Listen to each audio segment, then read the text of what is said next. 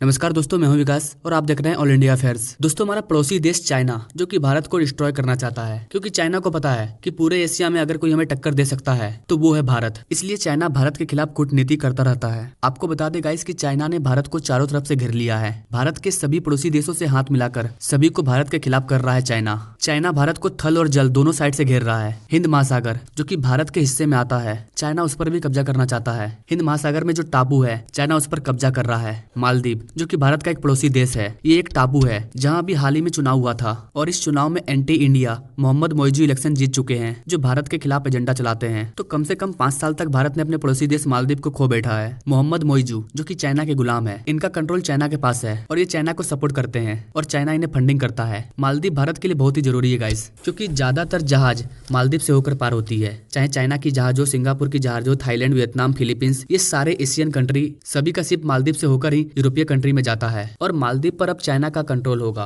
तो ये भारत की एक डिप्लोमेटिक हार है और चाइना को अपने कूटनीति में सफलता मिली है। अगर हम इसके आगे बढ़े तो हमारा अगला पड़ोसी देश है श्रीलंका। यहाँ पर भी चाइना कब्जा करके बैठा है। श्रीलंका का जो हम्बन टोटा बंदरगाह है, यहाँ पर चाइना कब्जा करके बैठा है। भारत के लाख मना करने के बाद भी चाइना की शिप श्रीलंका के हम्बन टोटा पर आई और श्रीलंका के इस हम्बन टोटा से चाइना भारत पर निगरानी रखता है। अब सोच कर देखिए गाइस, ये सारा इलाका जो कि भारत के अंदर आता है, इस पर चाइना कब्जा कर रहा है। अगर थोड़ा और आगे बढ़े तो आता है बांग्लादेश। ये ना तो भारत का है और ना ही चाइना का। इसको जिधर फायदा मिलता है ये उधर चले जाता है। तो हम बांग्लादेश पर भी भरोसा नहीं कर सकते हैं, ये चाइना के साथ है। अगर चाइना इसको फायदा देगा तो ये भारत के खिलाफ कुछ भी कर लेगा। अगर थोड़ा और आगे बढ़े तो आता है म्यांमार, जो कि भारत के बॉर्डर से सटा हुआ है। गाइस, आपको बता दें कि अभी म्यांमार में तख्ता पलट हो चुका है और तख्ता पलट होने के बाद जो वहां पर आए हैं और तख्ता पलट करने के बाद वहां के जो शासक आए हैं वो चाइना के फेवर में है और चाइना को सपोर्ट कर रहे हैं। भारत एक कॉरिडोर बना रहा था जो म्यांमार से होते हुए सिंगापुर के आसपास के देशों से गुजरता और बाय रोड हम भारत से सिंगापुर तक जा सकते थे। लेकिन म्यांमार में तख्तापलट होने के कारण अब ये कॉरिडोर बंद हो चुका है, क्योंकि इसके पीछे चाइना की कूटनीति है और म्यांमार भी चाइना के कंट्रोल में आ चुका है।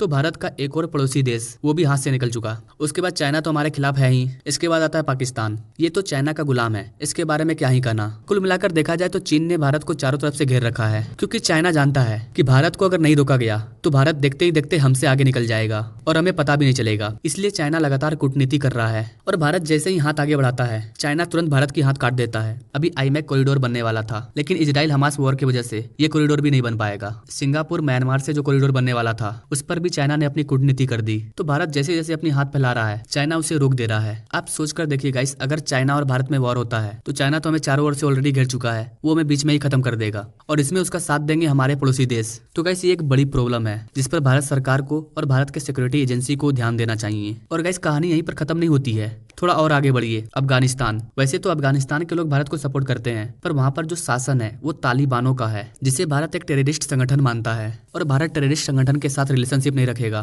तो भारत का ये पड़ोसी देश भी गया। लेकिन ये सब तो ऐसे पड़ोसी देश थे जो भारत से थोड़ा दूर हैं। अब बात करते हैं भारत के अंदर के पड़ोसी देश के बारे में। जी गाइस, मैं बात कर रहा हूँ नेपाल और भूटान की। नेपाल और भूटान पर भी चाइना अपना कब्जा करना चाहता है। भले ही नेपाल और भूटान भारत के खिलाफ नहीं है, लेकिन ये चाइना के संपर्क में है और चाइना लगातार इन्हें भड़काता रहता है। भूटान के विदेश मंत्री चाइना जाकर मीटिंग करते हैं। चाइना भूटान के ऊपर वाले भाग पर कब्जा करना चाहता है। चाइना बोल रहा है कि हम तुम पर कब्जा नहीं करेंगे, बदले में तुम हमको ढोकालम दे दो। गाइस, आपको बता दें कि ढोकालम भारत से सटा हुआ है और इसी के बगल में है भारत का चिकन लेक, जो कि बहुत ही पतला रास्ता है। अगर चाइना गलती से भी इस पर कब्जा कर लेता है तो वो भारत को 2 टुकड़े में बांट देगा। अगर भूटान नेपाल की मदद से ऐसा हुआ तो हमारा उत्तर भारत पूर्वोत्तर भारत से अलग हो जाएगा। तो भारत को चाहिए कि वो अपने पड़ोसी देश के साथ अच्छे रिलेशनशिप को बिल्ड करे, नहीं तो ये पड़ोसी देश चाइना के गुलाम हो जाएंगे और ये भारत की एक बड़ी डिप्लोमेटिक हार होगी। क्योंकि अगर आपका पड़ोसी देश ही आपके खिलाफ हो जाए तो आप बाकी देशों से कैसे मुकाबला करोगे। अब आप बोलेंगे कि नेपाल, भूटान, श्रीलंका, बांग्लादेश ये चाइना के गुलाम क्यों होंगे। तो गाइस, यहाँ आपको बता दें कि चाइना इन सारे देशों को फंडिंग करता है, यानी कि कर्ज देता है और ये सारे छोटे कंट्री कर्ज में डूबते जा रहे हैं। फिर चाइना इनसे बोलेगा कि मेरा कर्ज वापस करो या तो एंटी इंडिया वर्क करो, भारत को सपोर्ट मत करो। तो ये गुलामी नहीं है तो क्या है। आई थिंक कि भारत सरकार को इस चीज के बारे में गौर से सोचना चाहिए। और गाइस, कहानी यहीं पर खत्म नहीं होती है, थोड़ा और आगे बढ़िए। ईरान इजराइल का दुश्मन है